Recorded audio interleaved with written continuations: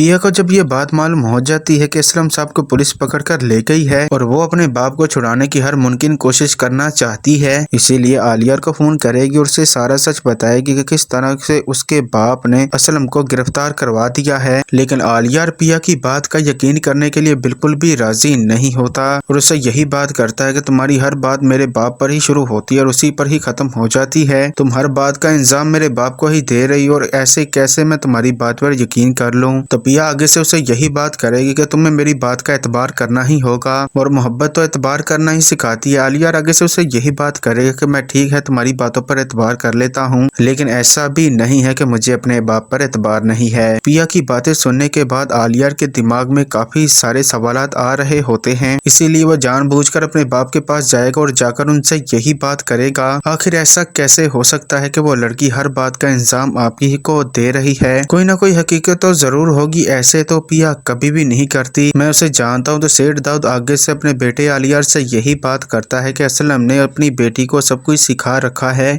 और इसी वजह से वो तुमसे ऐसी बातें कर रही है ताकि हमें एक दूसरे के खिलाफ भड़का सके। और आलियार की माँ भी वहीं पर ही बैठी होती है और वो भी यही बात करती है, मुझे भी ऐसा ही लग रहा है कि पिया अपने बाप का साथ दे रही है और इसीलिए वो तुम्हारे कानों में जहर उगल रही है। और वहीं दूसरी तरफ पिया बहुत ही ज्यादा परेशान होती है और रो भी रही होती है। ऊपर से सावल भी आ जाता है। पिया सावल से यही सवाल करती है कि असलम साहब जेल से रहा तो हो जाएंगे ना? सावल आगे से यही कहेगा और उसे तसल्ली देगा कि मैंने वकील साहब से बात कर ली है, हम बहुत जल्द असलम साहब को रिहा करवा लेंगे, तुम्हें घबराने की जरूरत नहीं है और ना ही तुम्हें हिम्मत हारनी चाहिए। पिया उससे यही बात करेगी कि मैं हिम्मत तो नहीं हारने वाली। आगे से सावल भी उसे यही कहेगा कि मैं आपके साथ हमेशा खड़ा हूँ जब तक मैं जिंदा हूँ।